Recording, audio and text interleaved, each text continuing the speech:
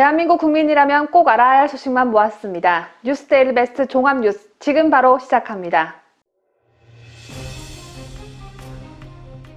김태년 더불어민주당 당대표 직무대행이 민주당이 책임지고 부동산 안정과 주택 공급을 결자 해지할 수 있도록 기회를 주시기 바란다고 호소하면서 이명박 박근혜 시절로 돌아갈 순 없다고 말했습니다. 네티즌들은 이명박 박근혜 시절로 돌아갈 수만 있다면 민주당을 찍는 실수는 두 번 다시 저지르지 않겠다는 반응입니다.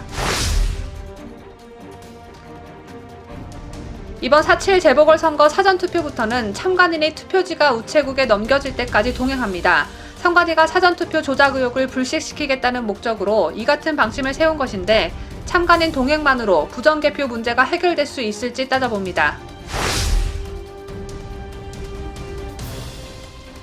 오늘은 또 어떤 돈 푸는 공약을 내세울까 기대감을 갖게 하는 박영선이 이번엔 19세부터 24세 이하 서울 시민들에게 버스와 지하철 40% 할인 카드를 내놓았습니다. 윤혜주 국민의힘 의원은 원칙도 맥락도 없는 공약이라고 비판했습니다. 박영선 선거 유세 차량에 미성년자가 올라 연설을 해 논란입니다. 선거법상 미성년자는 선거운동을 할 수 없습니다. 박영선 캠프는 실수였다며 잘못을 인정했지만 민주당을 애정하는 선관위는 이번에도 바다와 같은 넓은 마음으로 대빵만한 아량을 베풀 것으로 전망됩니다. 세입자에게 임대료를 인상해 민주당을 더욱 민주당답게 만든 박주민 더불어민주당 의원이 박영선 캠프 본부장직에서 물러났습니다. 하지만 박영선 후보의 승리를 위해 역할을 마다하지 않을 것이라고 말해 사퇴 신용만 한 것이라는 지적이 나옵니다. 문재인 정부가 2010년 일어난 북한의 천안함 폭침을 재조사한다고 밝히면서 생존 장병들과 유가족들이 충격에 휩싸였습니다. 당시 천안함 함장이었던 최현일 예비역 대령은 만우절 거짓말인 줄 알았다며 적극 항의했고 생존 장병인 전준영 전 의회 회장은 청와대 앞에서 죽고 싶다는 심경을 밝혔습니다.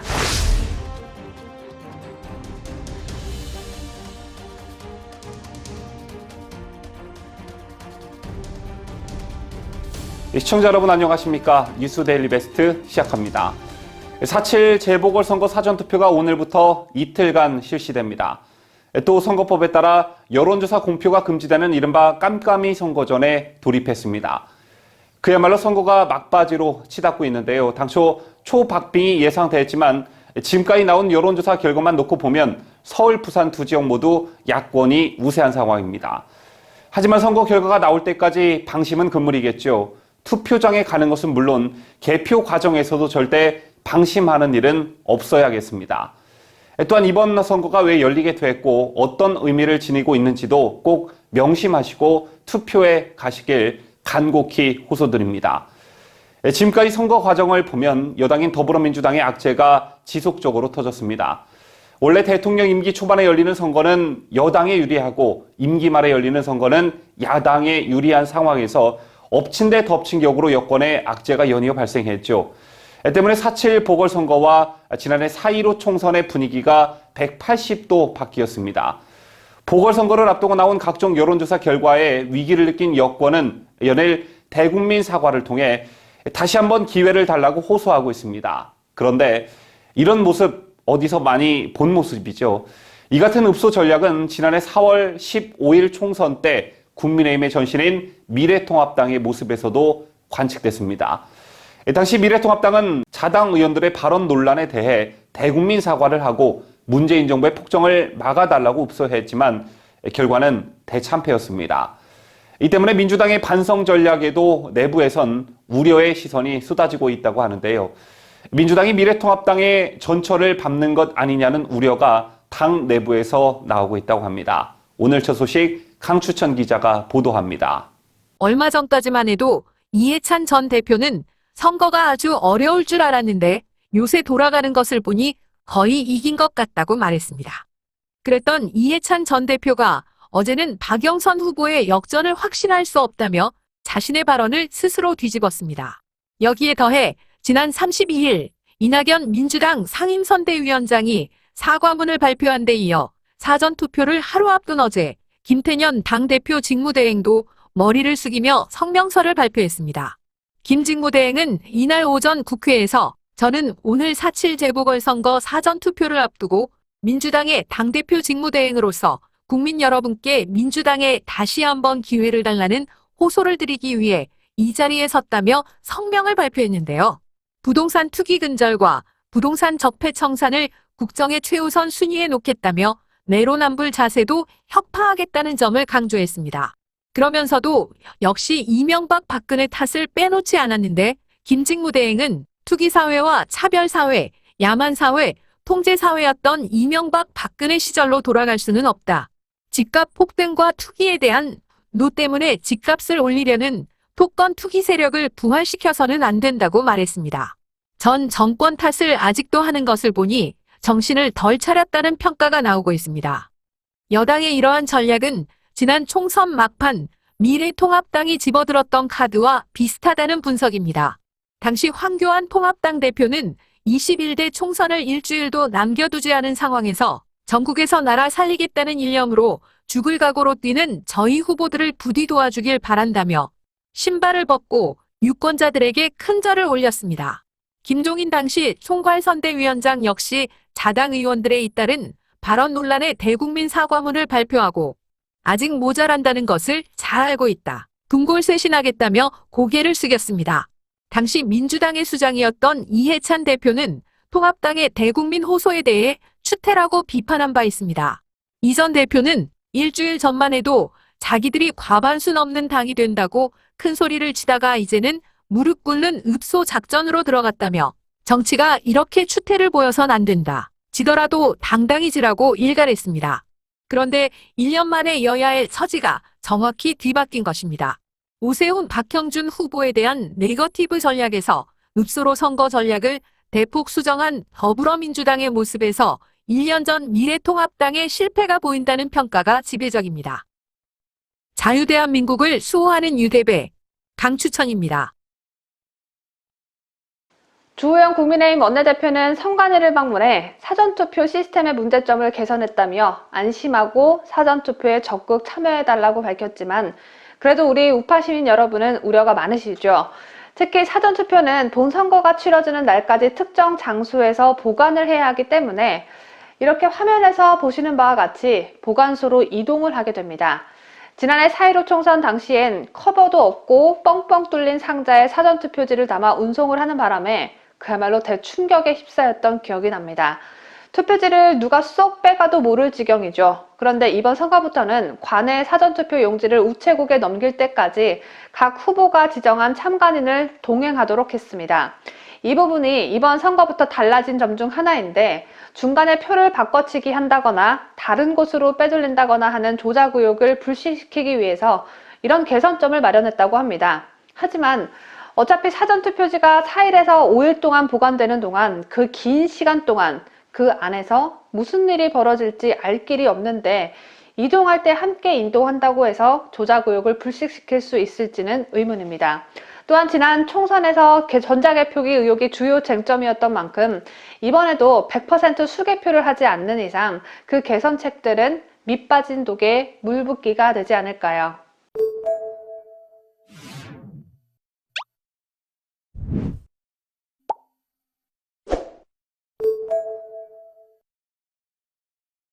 박영선이 사전투표를 하루 앞둔 어제 서울시의 만 19세부터 24세 이하 청년에게 버스와 지하철을 40% 할인해 주겠다고 했습니다. 청년층의 표를 얻기 위해 또 돈풀리즘 공약을 내세우고 있는데 여기서 잠깐 박영선이 공표한 돈 푸는 공약들을 정리해 보겠습니다. 먼저 전 연령층의 표심을 얻기 위한 1인당 10만원 재난위로금 지급, 그 다음 아이를 둔 부모들의 표를 얻기 위한 유치원 무상급식, 그리고 이번엔 대중교통 할인, 이 세 가지인데 여기에 대해 박영선이 편의점 알바생에게 언급한 무인 슈퍼도 국민의 혈세가 투입되는 조건이 따라 붙었습니다. 왜냐? 박영선이 무인 기계를 시에서 지원해주면 이라는 말을 붙였기 때문입니다. 결국 그 또한 서울시 예산을 사용해야 하는 일이죠. 이렇게 계속 세금이 본인 개인 돈인 양 선거에 이용해 먹고 있는데 박영선은 버스, 지하철 청년 할인 공약을 제시한 이유에 대해 청년들의 대중교통 비용은 적지 않은 부담으로 작용하고 있다고 했습니다. 대중교통 비용만 부담스럽습니까? 대중교통보다 더 큰 금액인 밥값도 부담스러운데 식사비도 지원하고 월세도 지원해주고 아예 의식주를 다 해결해주지 그럽니까? 이를 두고 국민의힘 윤희숙 의원은 박 후보님 정말 감사하다라며 박영선의 공약을 우회적으로 비판했습니다. 윤 의원은 1일 자신의 페이스북에 할인 대상을 정한 원칙이 뭐냐고 따져 물을 법도 하지만 아무도 이 원칙도 맥락도 없는 공약을 진지하게 여기지 않는다라고 꼬집었습니다.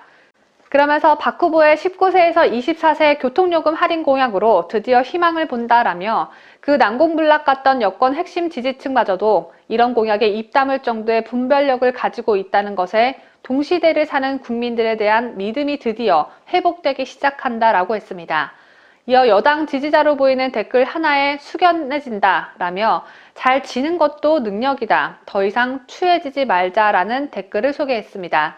아울러 윤희숙 의원은 박 후보님 선거 끝나면 차분히 여야 머리를 맞대고 그동안 망가뜨린 경제를 살려 청년들의 미래를 찾고 미안함을 보상할 방안을 찾아보자라며 오늘 정말 큰일 하셨다라고 센스 있게 돌려서 비판했습니다.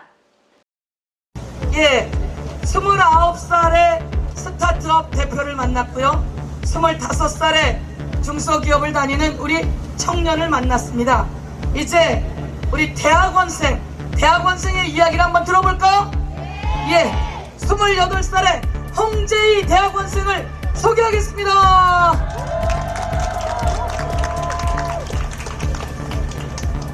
안녕하세요. 네, 안녕하세요. 저는 서울 살고 있는 평범한 대학원생 홍재희라고 합니다. 박수 부탁드리겠습니다. 만약 오세훈 후보가 시장이 된다면 시장 재임 기간 동안 서울 시민들에게 어떠한 거짓말을 못하겠는가라는 합리적인 의심이 들 수밖에 없다는 말씀을 여러분께 드리고자 합니다.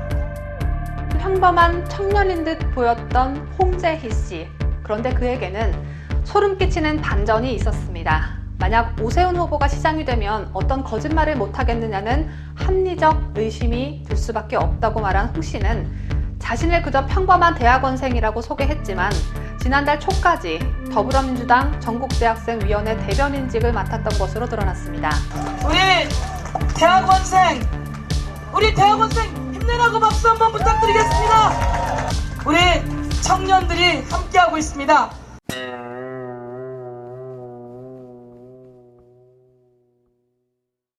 전직 더불어민주당 대학생 대변인을 평범한 대학원으로 둔갑시켜 선거 유세 연설자로 내세워 논란을 빚은 박영선 후보 측이 하루 만에 또 눈살을 찌푸리게 하는 문제를 일으켰습니다. 이번엔 사기극 또는 거짓말 같은 논란이 아닌 선거법 위반과 관련한 문제입니다. 공직선거법상 미성년자는 선거운동을 할 수 없게 돼 있습니다. 그런데 박영선 캠프 얘네들은 좀 부족한 애들만 모여있는 건지 어쩐 건지는 잘 모르겠지만 선거운동을 할 수 없는 미성년자를 박영선 후보 유세차에 올려 연설하도록 했습니다. 얘네가 정말 요즘 젊은 층 표 얻기에 급급하긴 한가 봅니다. 법도 위반하면서 선거운동을 해대고 있으니 말입니다. 박영선은 1일 서울 양천구 목동 5거리에서 집중 유세에 나섰습니다. 유세차에는 청년 지지자 6명도 함께 자리했습니다. 박영선 후보가 유세차에 오르자 사회를 맡은 전용기 더불어민주당 의원은 먼저 지지 연설을 듣겠다. 먼저 이분은 생애 첫 투표자라며 대기하고 있던 강모군을 소개했습니다. 이분은 생애 첫 투표자이십니다. 우리 강민혁 군의 지지 연설을 듣도록 하겠습니다.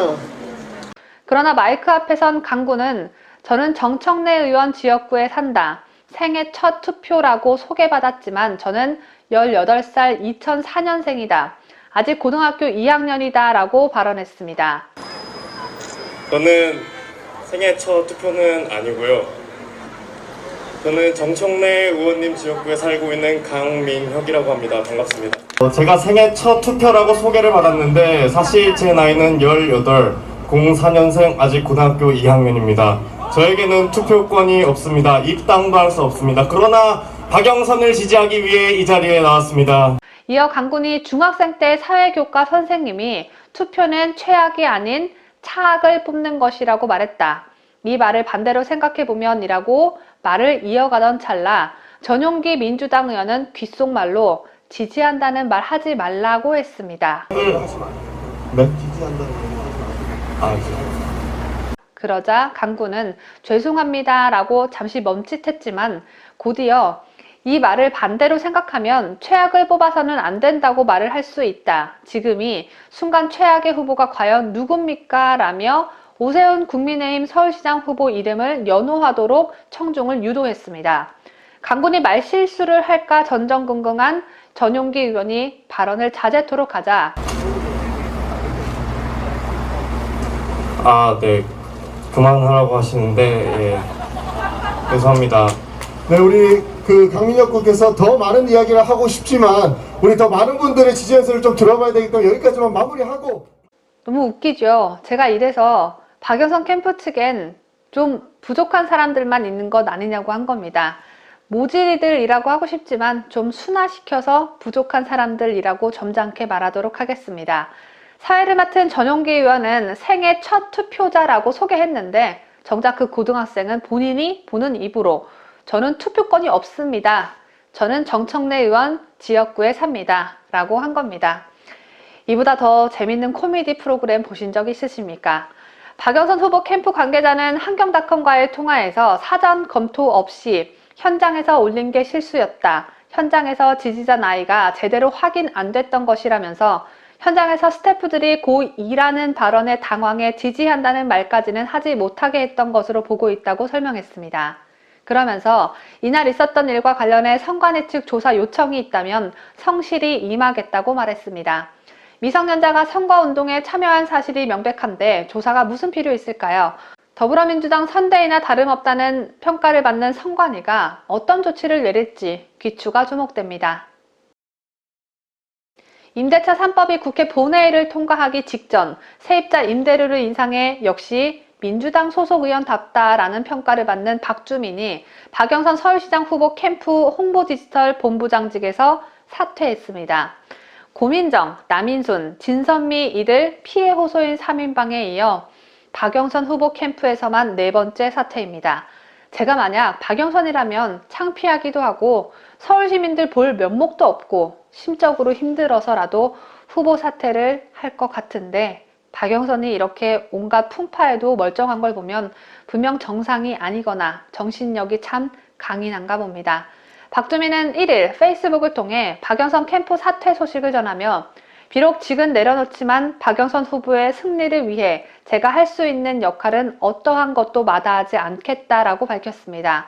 사퇴 신용만 내고 하던 일은 계속 하겠다는 뜻으로 보여지는데 부동산 문제로 예민해진 지금 이 시기에 박주민이 나서면 나설수록 박영선에겐 마이너스가 될 테니 앞으로도 박주민은 남은 기간 동안 최선을 다해 선거운동을 해주시길 바랍니다. 공직선거법 구조에 따르면 공무원은 선거 결과에 영향을 미치는 행위를 해서는 안 됩니다. 또 국가공무원법 65조도 공무원은 선거에서 특정 정당 또는 특정인을 지지 반대하기 위한 행동을 해서는 안 됩니다. 이런 이유로 특정 정당 소속인 지자체장들도 선거 때 지지 발언을 비롯한 선거운동을 일절해선 안 되죠.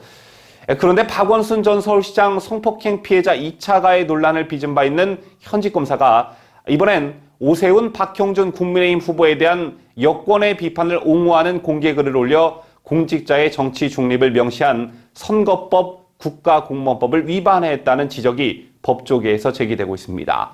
그 주인공은 진해원 서울동부지검 부부장검사입니다. 진해원 서울동부지검 부부장검사는 지난 31일 자신의 페이스북에 비강남 공동체주의자와 가만이란 글을 올려 공직상 권한을 이용해 자기 또는 가족배를 불려주는 천박한 이기주의와 공직의식 부존재의 절정을 보여준 사람들이 문제가 되고 있다며 어떤 사람들은 2010년 36억 원의 보상금을 셀프 배당해 현재 가치로 따지면 90억 원이 약간 덜 되는 정도이고 다른 사람은 20억 원대 주상복합 건물을 여러 차례 받고 직위를 이용해 지인에게 국회 내 식당 무료 운영권을 부여했다고 적시했습니다. 더불어민주당은 오 서울시장 후보가 내곡동 땅을 셀프 배당해 36억 원을 받고 같은 당 박 부산시장 후보는 가족을 동원 부산 LCT에 여러 차례를 투기한 데다가 국회 사무총장 시절 지인에게 국회 식당 선정 특혜를 줬다는 의혹을 제기하고 있는 상황이죠. 당직자들이 사실 무근이라며 법적 대응을 준비하는 상황에서 현직 검사가 직간접적으로 야당 후보들을 싸잡아 비판한 셈입니다.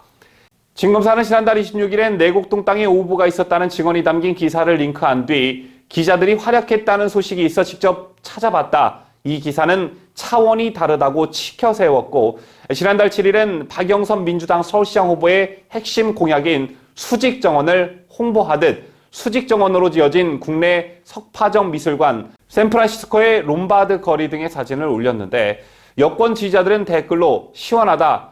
이 글을 읽고 그들 속이 부글부글 도사님 지령 접수 완료라고 환호하고 있었습니다. 이와 관련해 법조계에선 일반인도 아닌 공무원 신분으로 이 같은 글을 올리는 것은 선거법 위반 혹은 국가공무원법 위반 소지가 매우 크다며 수사의 필요성을 제기하는 목소리가 거세지고 있습니다. 대권주자 선호도 1위를 달리고 있는 윤석열 전 검찰총장이 오늘 오전 4.7 서울시장 보궐선거 사전투표에 참여할 것으로 알려졌습니다. 잡서 4.7 재보선을 상식과 정의를 되찾는 반격의 출발점이라고 규정하며 정권 심판을 주장했던 윤 전 총장이 사전투표를 하며 공개석상의 모습을 나타내면 선거에 어떤 영향을 줄지 관심이 모아지고 있는데요. 윤 전 총장 측에 따르면 윤 전 총장이 오는 2일 오전 아버지인 윤기중 연세대 명예교수를 모시고 부친 자택이 있는 서대문구 남가자동 투표소에서 사전투표를 할 예정입니다. 윤 전 총장은 투표 후 취재진의 질문이 있으면 답변을 피하지 않겠다는 생각으로 알려져 또다시 전권 심판론을 펼칠 것으로 예상되고 있습니다. 요즘 코로나 팬데믹이 계속되는 관계로 사회적 거리두기가 시행 중이죠. 그런데 정치권, 특히 여권에선 문재인 거리두기가 한창입니다. 어제도 보도해드린 바 있지만 불과 1년 전 총선 때만 해도 문재인 마케팅이 성행했는데 이번 4.7 보궐선거에서는 문재인 지우기가 한창입니다. 그런데 이런 와중에 정세균 국무총리가 문재인에게 이미 사의를 직접 밝혔다는 보도가 나왔습니다. 정 총리가 사퇴를 공식화하는 시점은 4.7 재보선 직후가 유력한 것으로 점쳐지고 있습니다. 이 소식은 김자유 기자가 보도합니다. 익명을 원한 정세균 총리의 핵심 측근 인사는 어제 언론과의 통화에서 후임 총리 인선 일정 등을 감안해 정 총리가 미리 대통령에게 자신의 거취에 대해 언급을 한 것으로 안다며 선거가 끝난 뒤 며칠 안에 문 대통령과의 별도 회동이 이뤄질 것이라고 말했습니다. 그러면서 정 총리가 문 대통령과 매주 월요 회동을 하는 점을 감안하면 12일 회동에서 공식 선언이 이뤄질 가능성도 있다고 덧붙였습니다. 정 총리가 사퇴 후 대선 출마를 공식화하겠다는 의미입니다. 여권의 핵심 인사는 이재명, 이낙연 양강 체제로 진행되어온 여권의 대선 지형이 이번 재보선 결과에 따라 출렁거릴 수 있고 정 총리의 등판도 변수가 될 것이라고 말했습니다. 문재인이 후임자의 청문회와 국회 인준 때까지 총리직을 유지해달라고 요청할 가능성이 크다는 이유로 정 총리 주변에선 4월 말 또는 5월 초가 실제 사퇴 시점이 될 것이라는 말도 나오고 있습니다. 이 시점은 6월경으로 예상되는 당내 대선 경선 레이스 시작을 한 달가량 앞둔 시점이기도 합니다. 한편 청와대는 이미 후임 총리 인선 작업에 착수한 상태로 전해집니다. 다만 아직 유력한 복수 후보자를 염두에 둔 인사추천위원회가 가동될 단계는 아니라는 게 전반적인 기류입니다. 자유대한민국을 수호하는 뉴스데일리 베스트 김자유입니다. 현재 서울시에 시장이 없다는 건 누구나 다 알고 있는 사실이죠. 서정엽 서울시장 대행이 있긴 하지만 서정엽이 말 그대로 대행을 하고 있는 만큼 중대한 일을 밀어붙인다거나 결정할 수는 없습니다. 그런데 현재 서울시장이 공석인 이 시기에 좀 의아한 소식이 들려왔습니다. 서울시가 2032년 서울올림픽이 아닌 서울 평양올림픽 유치 제안서를 국제올림픽위원회 IOC에 제출했다고 밝혔습니다.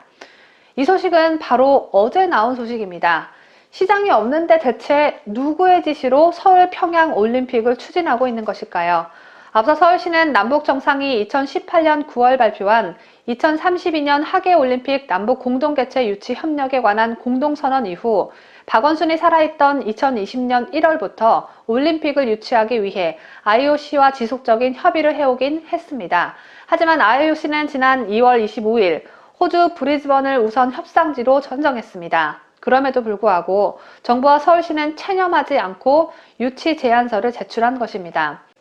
서울시는 1일 토마스 바흐 IOC 위원장과 미래유치위원회는 우선협상지 지정이 최종 결정 사항이 아니므로 다른 경쟁 도시들에게 지속적으로 협의해 줄 것을 요청했다고 밝혔습니다.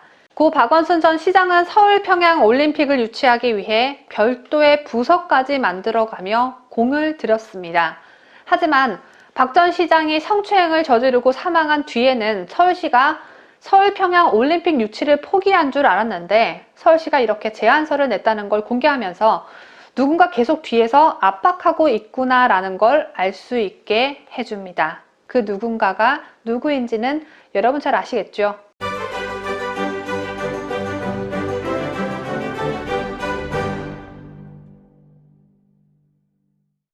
지난 2010년 서영교 당시 더불어민주당 의원이 대학 재학 중인 자신의 딸을 자신의 의원실 인턴 비서로 채용해 2014년 약 5개월 동안 국회 인턴 비서로 일했다는 사실이 보도되며 큰 논란이 일었습니다. 서영교 의원에 따른 국회 인턴 경력을 통해 법학전문대학원 입학에 도움을 받은 것 아니냐는 의혹도 동시에 받았는데요. 서 의원은 이 같은 논란이 벌어졌던 시점을 기준으로 그 지난해에도 친동생을 5급 비서관으로 채용한 사실이 드러나면서 빈축을 산 바 있습니다. 자, 그런데 열린민주당 주진영 최고위원의 딸 주모 씨가 같은 당 최강욱 대표의 비서로 근무 중인 것으로 확인돼 또다시 같은 논란이 반복되고 있습니다.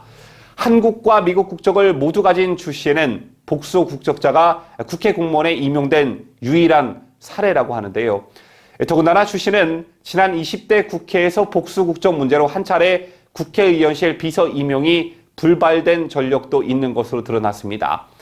법적으로 문제가 되진 않더라도 최고위원의 딸이 같은 당 의원실 비서실로 임용됐다는 점에서 이번 일이 아빠 찬스란 지적을 피하기는 어려울 것으로 보여지는데요.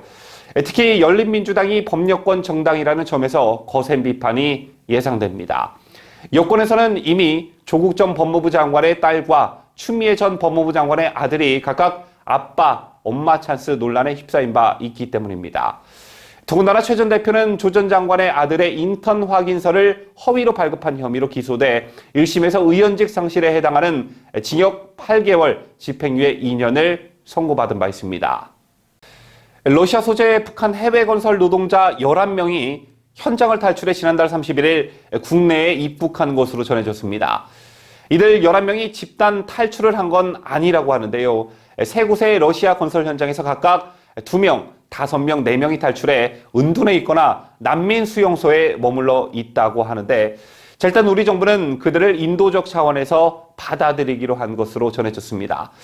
이 같은 사실을 보도한 북한 전문 매체 데일리 NK와 접촉한 대북 소식통에 따르면 이들은 탈북 동기에 대해 외부 세계 경험을 통한 의식 변화, 과중한 충성 자금 및 상남 독촉 등을 거론했다고 하는데요. 해외 노동자들이 해외에 나오면 국가에 대한 배신감이 제일 먼저 든다고 합니다. 자, 왜냐하면 조국에서 그들에게 가르쳐준 북한식 사회주의가 세상에서 제일이다라는 게 가짜라는 사실을 바로 느끼기 때문이라고 합니다.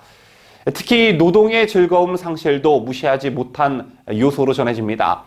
땀 흘려 일한 만큼 버는 수익은 없으니 자연스럽게 조국에 대한 환멸을 느낀다는 것입니다. 예를 들어 러시아에서 한 명의 해외 파견 북한 노동자가 바쳐야 할 상납금이 한 달 4만 루블, 우리나라 돈으로 약 60만 원 정도라고 하는데요. 이에 따라 하루 16시간 넘게 일해도 개인이 돈을 모기란 하늘의 별 따기인 만큼 어려울 정도로 전해집니다. 한편 이번 사건을 통해 해외 파견 북한 노동자들이 아직도 있는 중국과 러시아를 중심으로 북한 당국의 감시는 더욱 강화될 것으로 보여집니다. 다만 소식통은 이런 암울한 상황에 대한 전반적 개선이 없다면 탈출은 지속될 것이라고 말했습니다. 이른바 알몸김치로 논란을 빚은 중국이 자국 내 김치 제조업체를 대상으로 한 우리나라 식품의약품안전처의 현지조사 협조 요청을 1년 넘게 무시했다는 보도 얼마 전 여러분들께 전해드렸습니다.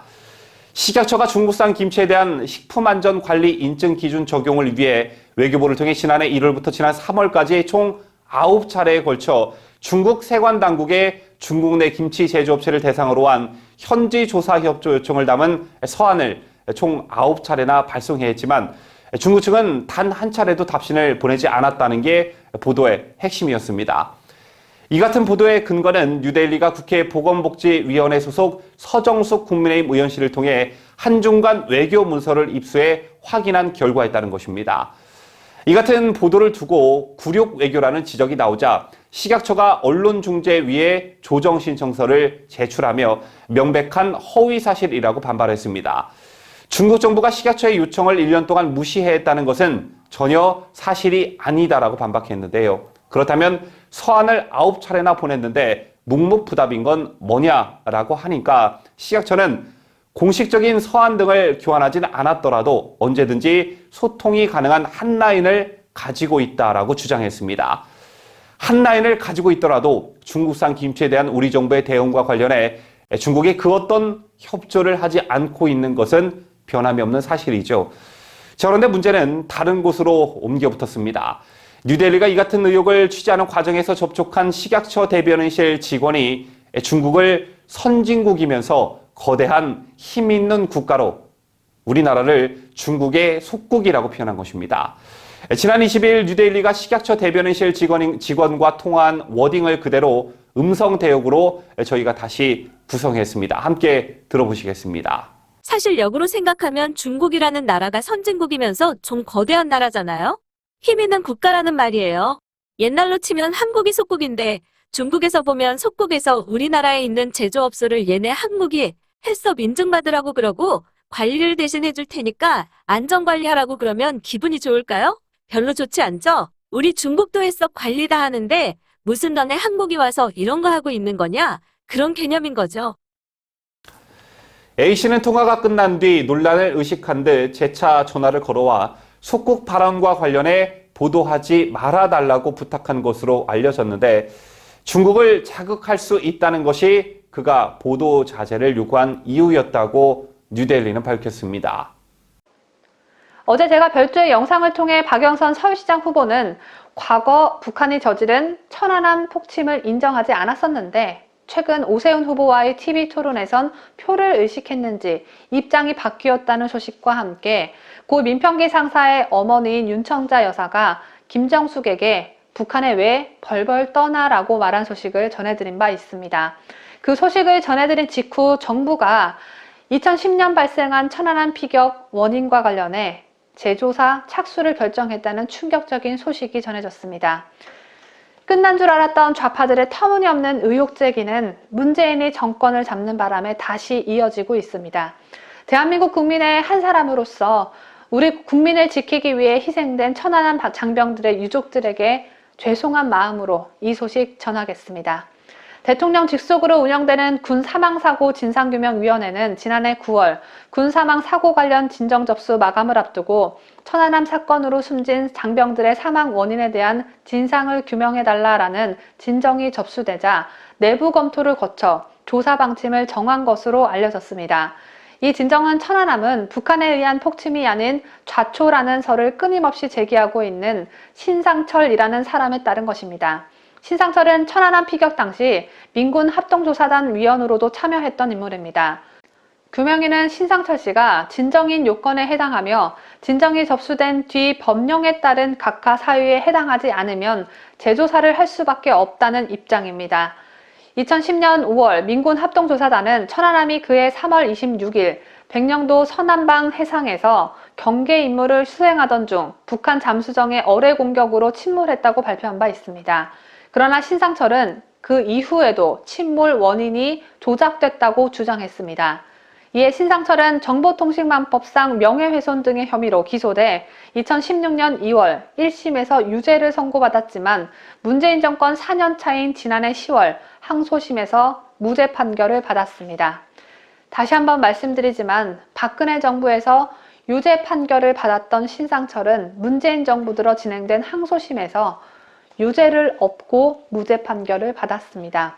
천안함 생존 장병들은 신상철의 진정을 바로 각하하지 않은 위원회 결정에 반발했습니다.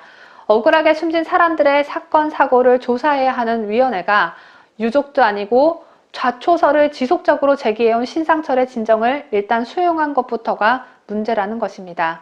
전준영 천안함 생존자 예비역 전 회장은 1일 천안함 재조사 소식을 접한 뒤 페이스북에 나라가 미쳤다.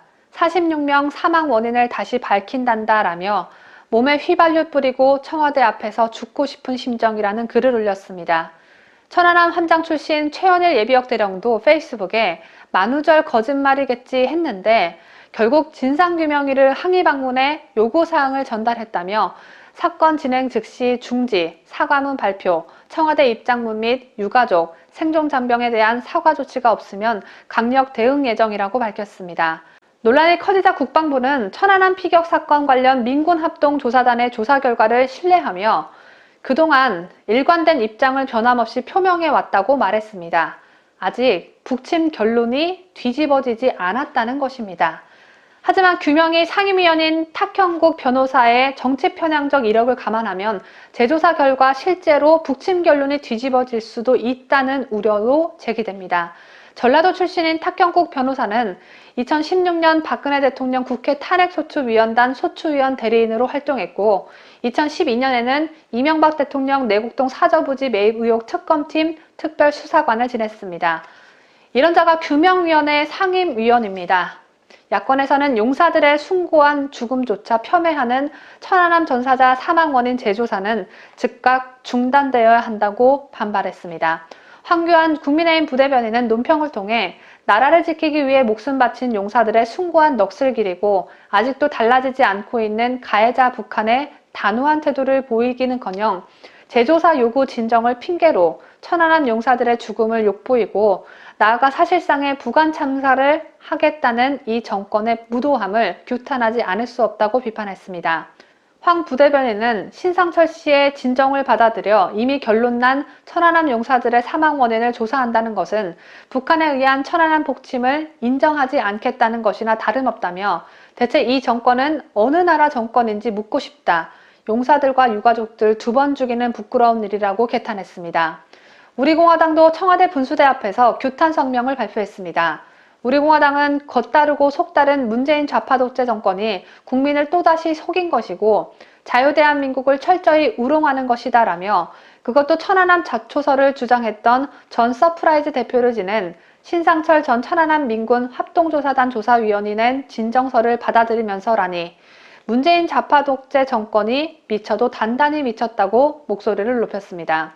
우리공화당은 또 문재인이 지난 26일 서해 수호의 날 기념식에 참석한 것이 얼마나 가식적이며 얼마나 피도 눈물도 없다는 것이 명확히 드러났다며 더 이상 문재인의 막장 정치쇼는 멈춰야 한다고 문재인의 가식을 강조했습니다. 이렇게 비판 여론이 들끓자 문재인 직속 진상규명위원회가 바로 오늘 긴급회의를 개최해 재조사 진행 여부를 다시 결정한다고 밝혔습니다. 최원일 전 천안함 함장과 유가족 등은 이날 서울중구 규명위 사무실을 항의 방문해 이인남 위원장을 면담했습니다. 최원일 전 함장 등은 조사를 즉각 중단하라며 청와대와 규명위의 공식 입장과 사과를 요구했고 우리를 전사자 유공자로 대우하는 정부, 전사를 의문사처럼 취급하는 정부가 따로 있느냐는 취지로 항의한 것으로 알려졌습니다. 조사를 하느냐 마느냐 다시 결정될 오늘 회의에 우리 구독자 여러분께서 많은 관심을 가져주시길 바라며 아울러 10년이 지난 현재까지도 고통을 받고 있는 유가족들에게 진심 어린 위로를 부탁드립니다.